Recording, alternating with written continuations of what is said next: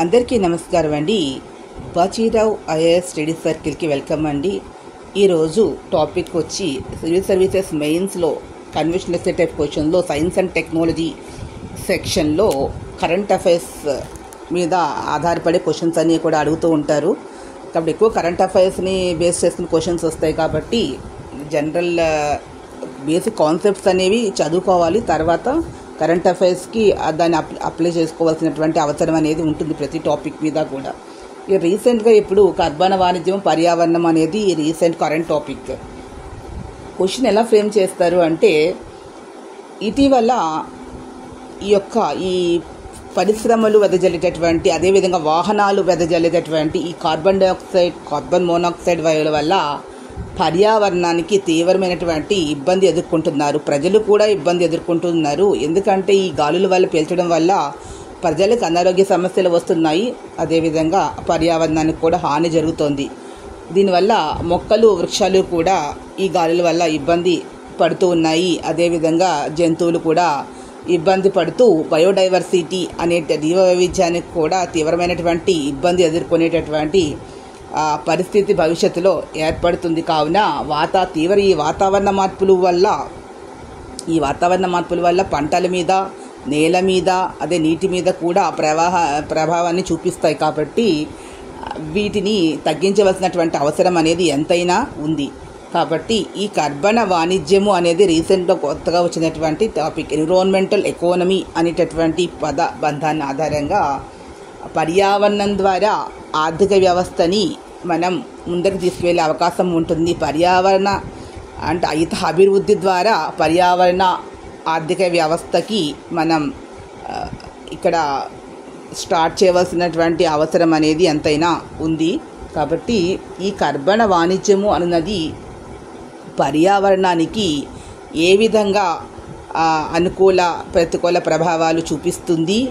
ఈ వాణిజ్యము కనుక చేసినట్లయితే భారతదేశం యొక్క ఆర్థిక వృద్ధి, తద్వారా ప్రజల తలసరి ఆదాయాలు, మానవ అభివృద్ధి నివేదిక, వీటిల్లో భారతదేశం అనేది ముందరికి వెళ్ళగలుగుతుందా లేదా అనేది క్వశ్చన్ ఫ్రేమ్ చేసినట్లయితే దీని మీద మనం ఆన్సర్ ఎట్లా ఇవ్వాలి అనేది మనం తీసుకున్నట్లయితే, మొదటగా ఈ యొక్క కార్బన వాణిజ్యం అంటే ఏంటి అనేది తెలుసుకోవాలి. ఇక్కడ కర్బన వాణిజ్యం, అసలు కార్బన్ డైఆక్సైడ్, కార్బన్ మోనాక్సైడ్ అనేటటువంటి ఈ వాయువుల్ని వాహనాలతో పాటుగా, కాలం చెల్లిన వాహనాలు, కొన్ని ప్రస్తుతం నడుస్తున్నటువంటి వాహనాలతో పాటుగా పరిశ్రమలు కూడా విపరీతంగా వదులుతూ ఉన్నాయి, టన్నులు.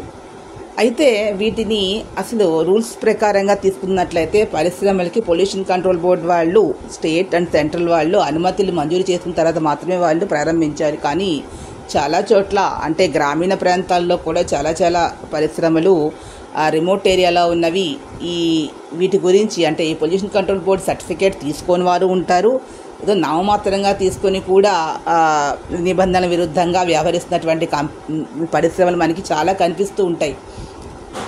ఇవన్నీ కూడా విపరీతంగా వాళ్ళు చెప్పినటువంటి లిమిట్ దాటిపోయి వదులుతడం వల్ల ఏమవుతుందంటే, చుట్టుపక్కల ఉన్నటువంటి పంట పొలాలు, అదేవిధంగా ప్రజలకి కూడా ఇబ్బంది కలుగుతూ ఉంటుంది. కొన్ని రోడ్ పక్కనే ఉంటూ ఉంటాయి, రోడ్ల మీద బస్సుల్లో వెళ్ళేటటువంటి వారు, అదేవిధంగా చుట్టుపక్కల ఉన్నటువంటి ఆ గ్రామీణ ప్రాంతాల్లో ఉన్న రైతులు, పంట పొలాలు ఉన్నటువంటి వారు కూడా తీవ్రమైనటువంటి వాళ్ళు కంప్లైంట్స్ అవి పెట్టిన సందర్భాలు కూడా ఉన్నాయి. కానీ అవన్నీ కూడా కొంతవరకునే పోరాటం చేసిన తర్వాత మధ్యలో వదిలివేస్తూ ఉన్నారు, విపరీతమైనటువంటి వ్యవస్థలో ఉన్నటువంటి కొన్ని లోపాల వల్ల. కాబట్టి ఇప్పుడు ప్రజెంట్ దీని మీద ఒక ఇంపార్టెంట్ టాపిక్గా తీసుకున్నారు. కాబట్టి ఈ కార్బన్ డైఆక్సైడ్, ఈ కార్బన్ మోనాక్సైడ్ అనేటటువంటి ఈ ఉద్గారాలని వదలొద్దు అంటే ఎవరు కూడా వదలడం మానరు. ఎన్ని చట్టాలు చేసినా కూడా, చట్టాలు ఉన్నా కూడా వారు కొంతమంది వినరు. కాబట్టి ఇక్కడ ఏం చేశారంటే, అభివృద్ధి పేరిట అభివృద్ధి జరగాలి, కానీ అభివృద్ధి పేరిట పర్యావరణానికి నాశనం జరిగే విధంగా చేయకూడదు అనేటటువంటిది బేసిక్గా ఫండమెంటల్ రూల్. పర్యావరణాన్ని కాపాడుకోవాల్సినటువంటి అవసరం అనేది ఎంతైనా ఉంది. ఇక్కడ మనకి తీసుకున్నట్లయితే ఈ క్రెడిట్ కర్బన అనేది ఇక్కడ ఏం చెప్తున్నారంటే, ఎవరైతే కార్బన్ డయాక్సైడ్, కార్బన్ మోనాక్సైడ్ వాయువులని తక్కువగా వదులుతారో అటువంటి కంపెనీల వాళ్ళకి కార్బన్ క్రెడిట్స్ అని చెప్పి వాళ్ళకి ఇస్తారు ఒక కార్డు.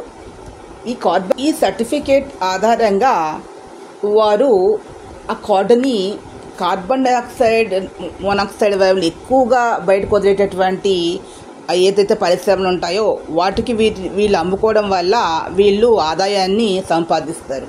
అది ఒక ఆదాయ వనరు. అంటే కార్బన్ డయాక్సైడ్ వాయువులు తక్కువగా వెదజల్లడం వల్ల వారికి ఆదాయం అనేది వృద్ధి చెందుతుంది. తక్కువగా వెదజల్లే వారికి. వీటిని కొనుక్కునేవారు వేరే వారికి డబ్బులు ఇస్తారు. ఏంటంటే ఎక్కువగా వెదజల్లేటటువంటి కంపెనీ వాళ్ళు. ఇలా చేయడం వల్ల కంపెనీలకి లబ్ధి చేకూరుతుంది అనేది. కాబట్టి ఈ వచ్చినటువంటి డబ్బుని ఈ కంపెనీ వాళ్ళు మళ్ళీ హరిత ఇంధనం ద్వారా విద్యుత్ ఉత్పత్తి చేసి, అంటే సోలార్ ఎనర్జీ, విండ్ పవర్, ఇలా నీటి ద్వారా ఇలాగా పునరుత్పాదక ఇంధన వనరులు అనేవి దానికి వీళ్ళు విద్యుత్ ఉత్పత్తి చేసే వాటికి ఈ పెట్టుబడి పెట్టినట్లయితే తద్వారా వారికి ఆదాయం అనేది లభిస్తుంది. విద్యుత్ అనేది ఒక గొప్ప ఆదాయ వనరు. విద్యుత్ లేకపోతే ప్రపంచం మనుగడే లేదు. కాబట్టి విద్యుత్ ఉత్పత్తికి వాడుకోవచ్చు. దీని ద్వారా పర్యావరణానికి అనేటటువంటిది మేలు జరుగుతుంది. గాలి అనేది కాలుష్యం కాకుండా ఉంటుంది. ఆ గాలి పీల్చడం వల్ల ప్రజలు అనారోగ్యాల బారిన పడకుండా ఉంటారు. అనారోగ్యం బారిన పడకుండా ఎవరైతే ప్రజలు ఉంటారో వారు బాగా పని చేయగలుగుతారు. తద్వారా వారు తలసరి ఆదాయాన్ని ఆర్జిస్తారు. దేశానికి సంబంధించిన జాతీయ ఆదాయంలో వారి వంతు వాటా అనేది పెరుగుతుంది. తద్వారా దేశం అనేటటువంటిది దేశ ఆర్థికాభివృద్ధిలో మన మానవాభివృద్ధి నివేదికలో కూడా దేశం అనేది ముందర ఉండగలుగుతుంది. ఎందుకు అంటే నాణ్యమైనటువంటి జీవితం, క్వాలిటీ, ఆరోగ్యవంతమైన జీవన విధానము, ఆరోగ్యకరమైనటువంటి ప్రజలు అనే ఒక అంశం కూడా మానవాభివృద్ధి నివేదికలో ఒక పారామీటర్గా ఉంటుంది. కాబట్టి తద్వారా వారి వల్ల దేశం యొక్క జీడిపి అనేది, వారి వాటా అనేది పెరుగుతుంది. కాబట్టి ఇది చాలా అనేక రకమైనటువంటి అంశాలు ఆధారపడి. దీనికి మూలంగా చెప్పాలి అంటే ఇటీవల భారత్ జపాన్ దేశంతో ఒప్పందం అయితే కుదుర్చుకుంది. ఈ ఉద్గారాలను తగ్గించే విషయంలో సమానంగా భాగస్వాములు ఒక ప్రాజెక్టుని కార్బన్ క్రెడిట్ ద్వారా లబ్ధి పొందడానికి ఒక ప్రాజెక్ట్ అనేది చేశారు. దీనికి ఆధారంగా పారిస్ వాతావరణ ఒప్పందంలోని 6.2 అధికరణ కింద పనిచేసే ఈ GCM అనే దాన్ని ఈ అధికరణ ప్రకారంగా ఏర్పాటు చేశారు.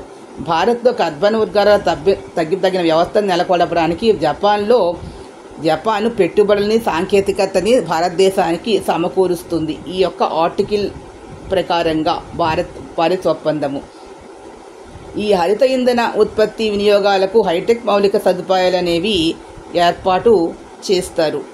తక్కువ కర్బన వ్యవస్థకు మారడం అనేది సులభంగా అవుతుంది. కాబట్టి కర్బన వాణిజ్యం అనేది పెరుగుతుంది. బ్రిటన్లో 2021 జరిగినటువంటి COP26 మహాసభ అంతర్జాతీయ కర్బన మార్కెట్కు పునాది అనేది ఎప్పుడు పడింది? ఆర్టికల్ని కోట్ చేయాలి. నెక్స్ట్ అంతర్జాతీయ కర్బన మార్కెట్ అనే పదాన్ని బ్రిటన్లో 2021 జరిగిన COP26 మహాసభలో మొదలు చెప్పారు.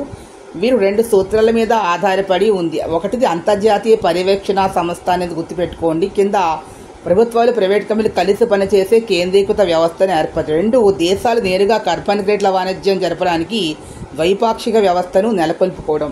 దీంట్లో మన దేశం 2వది చేసింది. భారతదేశం అనేది జపాన్ తోటి అనేది గుర్తుపెట్టుకోండి.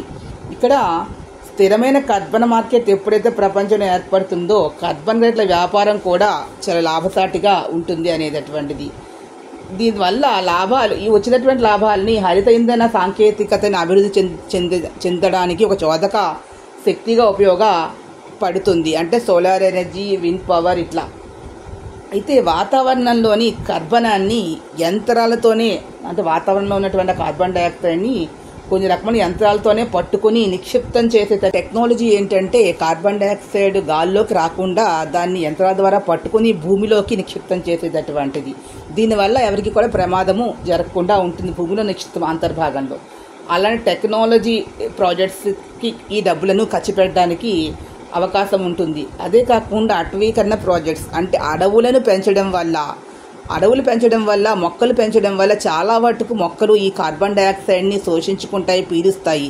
తద్వారా కొంతవరకు మనం ఈ కార్బన్ డైఆక్సైడ్ నుంచి ఇబ్బంది నుంచి చాలా వరకు తొలగించుకోవచ్చు. కానీ మొక్కలను ఎక్కడ పడితే అభివృద్ధి పేరిట మొక్కలను కొట్టివేయడం వల్ల ఏమవుతుంది అంటే కార్బన్ డైఆక్సైడ్ మొక్కలు లేకపోవడం వల్ల పీల్చుకోవడం లేక అవి మానవులు పీల్చుకోవాల్సినటువంటి అవసరం అనేది ఏర్పడుతుంది.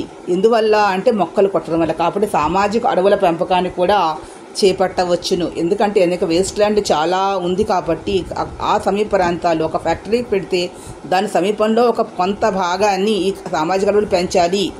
పర్మిషన్ ఇచ్చే ముందరే ఆ యొక్క కంపెనీ వారు ఆ సమీపంలో ఉన్నటువంటి ఒక 20 ఎకరాల విస్తీర్ణంలో పర్మిషన్ ఇస్తే ఆ 20లో ఒక 15 ఎకరాలు ఫ్యాక్టరీ కట్టుకోవడానికి ఇచ్చి మిగతా 5 ఎకరాలు కూడా ఈ యొక్క మొక్కలు సామాజిక అడవుల పెంపకం చేసిన తర్వాతే అక్కడ మొక్కలు వేసి స్టార్ట్ అయిన తర్వాత ఈ పరిశ్రమకు పర్మిషన్ ఇచ్చినట్లయితే అది వెదజల్లేటటువంటి ఈ ఉద్గారాలన్నీ కూడా చాలా మొక్కలు పీల్చుకోవడం వల్ల అది కూడా చాలా వరకు కూడా పర్యావరణానికి మేలు జరుగుతుంది. కాబట్టి ఆ విధంగా చేయడానికి ప్రభుత్వ పరంగా ప్రోత్సహించవలసినటువంటి అవసరం అయితే ఉంది. ఆయా సంస్థల్ని ఎవరైతే ఉద్గారాలు వెదజల్లేటటువంటి వ్యవస్థలు ఉంటాయో వాటి వల్ల.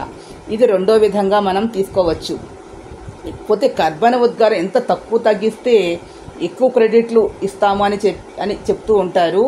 అదేవిధంగా ఆర్థిక ప్రయోజనం ఇస్తాము అని. అదేవిధంగా మొక్కలు కూడా ఎంత బాగా మీరు సామాజిక అడవులు పెంచితే అది కూడా మీకు మేము క్రెడిట్ ఇస్తాము, అలాగే పర్మిషన్ ఫస్ట్ మేము పర్మిషన్ ఇస్తాము అని చెప్పినట్లయితే అది కూడా అలాగా ఒక రకంగా చెప్పాలంటే వారికి ఆదాయం అనేది వస్తుంది, పర్మిషన్ తొందరగా వస్తుంది అన్న ఆ ఉద్దేశంతో కూడా వాళ్ళు మొక్కల్ని పెంచుతారు. కాబట్టి ఆ మొక్కలు వాళ్ళు దాన్ని వాళ్ళు ఏమీ చేయవలసినట్టు అవసరం అవే పీల్చుకుంటాయి. కాబట్టి చాలా వరకు ఆ ఉద్గారాలను మనం తగ్గించడానికి అవకాశం అనేది ఉంటుంది.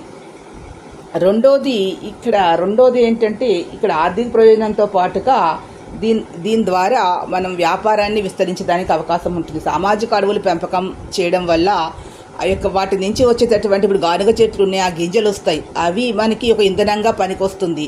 అదేవిధంగా యూకలిప్టస్ ఆయిల్ మొక్కలు పెంచవచ్చు. అదేవిధంగా మనకి అంటే చెట్టు కొట్టకుండానే మనకి ఫలసాయం వచ్చేటట్టు వంటి మొక్కలను అక్కడ పెంచినట్లయితే ఆ ఫలసాయం ద్వారా ఆదాయం అనేది వస్తుంది. ఆ గింజల ద్వారా ఆ గింజలు అనేవి ఆయిల్కి పనికి వస్తాయి. ఆ పళ్ళు అనేటటువంటివి ఆదాయం అనేది వృద్ధి అవ్వడానికి ఆస్కారం ఉంటుంది. కాబట్టి అటువంటి మొక్కలని సాగుకి ప్రోత్సహించవలసినటువంటి అవసరం అనేది ఎంతైనా ఉంది. దీనివల్ల వాతావరణంలో మార్పులు అనేవి మనం ఏదైతే ఉందో వాతావరణానికి హాని జరుగుతుంది. కార్బన్ ఈ ఓజోన్ లేయర్ చిల్లుపడే ఇబ్బంది పడుతూ ఉంది. కాబట్టి వాటిని మనం చాలా వరకు తగ్గించడానికి అవకాశం అనేది ఉంటుంది. 2024లోని అజర్బైజాన్లో జరిగిన COP29 మహాసభ అంతర్జాతీయ కార్బన్ మార్కెట్ సంబంధించిన నిబంధనలు అనేది రూపొందించింది. ఇది కూడా పాయింట్ కోట్ చేయాలి. కార్బన్ నిబంధనలు దాంట్లో వాతావరణ ఒప్పందంలో చేసినటువంటి 6వ అధికరణ కింద కార్బన్ క్రెడిట్లను ఉత్పన్నము అంతర్జాతీయ రిజిస్ట్రేషన్ వ్యాపారానికి సంబంధించిన నిబంధనలు అదే నిబంధనలు అనేవి కూడా అందులో చెప్పారు. ఆ నిబంధనలో 6.2వ అధికరణం ద్వైపాక్షిక కార్బన్ క్రెడిట్ల వ్యాపారాన్ని నియంత్రిస్తుంది. ఈ ద్వైపాక్షిక కార్బన్ క్రెడిట్ వ్యాపారాన్ని చేయవచ్చు అని చెప్పారు. దాని నియంత్రణ కూడా ఇదే అధికరణలో పొందుపరిచారు.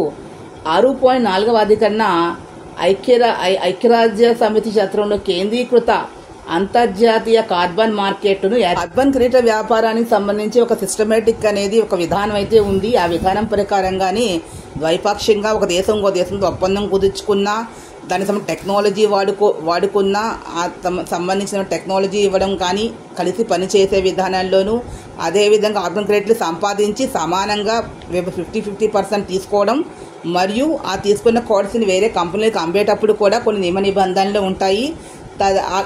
ఈ క్రెడిట్ కార్డ్స్ కంపెనీలకు ఇవ్వడం అనేటటువంటిది వారు తిరిగి మరి వేరే వారికి అమ్మే విధానంలో కూడా నియమ నిబంధనలు అనేవి ఇక్కడ ఉంటాయి. ఆ క్రెడిట్స్ అనేవి ఇస్తుంది కదా, ఆ క్రెడిట్స్ వల్ల ఆదాయం అనేది వస్తుంది. ఆదాయం వాళ్ళంటే ఆ క్రెడిట్ అంటే ఒక సర్టిఫికేట్ అనేది ఇస్తుంది. అది వాళ్ళకి ఆదాయం వనరు, అంటే వేరే వాళ్ళకి అమ్మడానికి అవకాశం అనేది ఉంటుంది అనేది ఇక్కడ.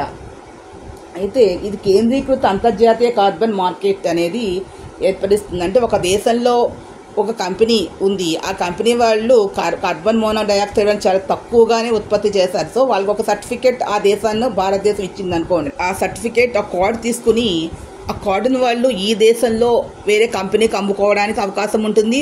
వేరే దేశంలో ఉన్న కంపెనీ వాళ్ళకి అమ్మాలి అంటే ఇక్కడ నియమ నిబంధనల ప్రకారంగానే వాళ్ళకి అమ్మి వాళ్ళతో అమ్మి ధనం వాణిజ్యం చేయాలి. ఇన్కమ్ సోర్స్ జనరేషన్ అనేది ఉన్న కొన్ని నియమ నిబంధనలే ఉంటాయి. అంతే అంతర్జాతీయంగా ఎగుమతి దిగుమతి ఏ విధంగా జరుగుతుంది, ఇది కూడా అదే ఎగుమతి దిగుమతి వ్యాపారం లాగానే ఒక సిస్టమేటిక్ ప్రొసీజర్ ప్రకారం అనేదే ఉంటుంది అనేది ఈ అధికారుల ప్రకారంగా గుర్తుపెట్టుకోవాలి. కాబట్టి అధికారాన్ని కోట్ చేయవలసినటువంటి అవసరం అయితే ఉంది. అంటే ఐక్యరాజ్య సమితి యొక్క లక్ష్యం ఏమిటి అంటే 2050 కల్లా కర్బన ఉద్గార నికరంగా తగ్గించాలన్న నెట్ జీరో లక్ష్య సాధనపై అధికారులను అమలు చాలా అవసరం. అంటే లక్ష్యం ఏంటి? నెట్ జీరో లక్ష్యం అంటే అసలు కర్బన ఉద్గారాలు అనేవి జీరోకి తగ్గించాలి, వెదజల్లకూడదు అనేది. ఈ లక్ష్యాన్ని సాధించాలి అన్నప్పుడు ఈ అధికరణలు అనేవి అన్నీ కూడా అమలు చేయవలసినటువంటి అవసరం ఉంది. చెప్పినటువంటి 6.2 నియమ నిబంధనలు అనేటటువంటివి అవసరం అనేది ఉంది. ఇక్కడ ఇంకో పాయింట్ చెప్తున్నారు. 2022లో చైనాలోని జూలైలో ఉద్గారాల వ్యాపార పథకాన్ని ప్రకటించారు. ఇక్కడ ఉద్గారాల వ్యాపార పథకాన్ని 2027 జూలైలో ప్రకటించింది, గుర్తుపెట్టుకోండి. ఇక్కడ ఇది వాతావరణ మార్పుల నిరోధానికి కోసమని చేశారు. చైనా 2060 కల్లా చైనా కాన్సెప్ట్ కర్బన ఉద్గారాలను జీరోకు సాధించాలి అనేది లక్ష్యం. దీన్ని సాధించడం కోసమని ETS అనేది ఉపకరిస్తుంది. అంటే ఈ పథకం అనేది ఉపకరిస్తుంది. ఐరోపా సమాఖ్య EU 2005లోనే ETSను చేపట్టింది. యూరోపియన్ యూనియన్ 2025లోనే ఈ పథకాన్ని ప్రకటించింది. పథకం పేరు ఉద్గారాల వ్యాపార పథకము. ఉద్గారాల వ్యాపార పథకం అనేది గుర్తుపెట్టుకోండి. ఇక్కడ పారిశ్రామిక ఇంధనం, విమానయాన రంగాల్లో కర్బన ఉద్గారాన్ని తగ్గించడమే లక్ష్యంగా EU ETS పథకం పనిచేస్తుంది. EU ETS పథకం యొక్క లక్ష్యం ఏమిటి అంటే పారిశ్రామికంగా, అదేవిధంగా ఇంధన రంగాలు అంటే బొగ్గు ఉత్పత్తి చేసినప్పుడు కూడా మనకి ఇవి కాలుష్యం కార్బన్ డైఆక్సైడ్ వాయువులు వెదజల్లుతూ ఉంటాయి కదా. ఈ బొగ్గుకు సంబంధించి ద్వారా విద్యుత్ ఉత్పత్తి చేసేవి పరిశ్రమలలోనూ మరియు విమానయాన రంగానికి సంబంధించిన వాటిల్లో కూడా ఇప్పుడు చెప్పాం కదా. ఆ గింజలు వాడడం వల్ల చాలా వరకు విమానయాన రంగంలో కూడా తగ్గించవచ్చు మనం. ఈ గానుగ గింజలు అవన్నీ కూడా అని ప్రకృతి సిద్ధంగా లభించేటట్టు మొక్కల ద్వారా వచ్చే గింజల ద్వారా ఆయిల్ ఉత్పత్తి చేసి దాని ఇంధనంగా వాడడం వల్ల చాలా వరకు పర్యావరణానికి మేలు చేయవచ్చు అనేది ETS పథకం అనేది ఉపయోగిస్తుంది అని చెప్పి గుర్తుపెట్టుకోండి. కార్బన్ క్రెడిట్ల వ్యాపారానికి పటిష్టమైనటువంటి పారదర్శకమైన నియమ నిబంధనల రూపకల్పనకి EU ETS పథకం చాలా వరకు తోడ్పడింది అనేది ఇక్కడ గుర్తుపెట్టుకోండి. సో ఈ పాయింట్స్ అన్నీ కూడా నోట్ చేయవలసినటువంటి అవసరం అయితే ఉంది. ఈ సమావేశాలని మనం మెన్షన్ చేయండి. కార్బన్ క్రెడిట్స్ అంటే ఏంటి, ఇవి ఎలా వస్తాయి, ఈ వ్యాపారం వల్ల లాభ నష్టాలు ఏంటి, దీనికి సంబంధించినటువంటి నియమ నిబంధనలు అధికరణలు ఏమేమి పెట్టారు, అదేవిధంగా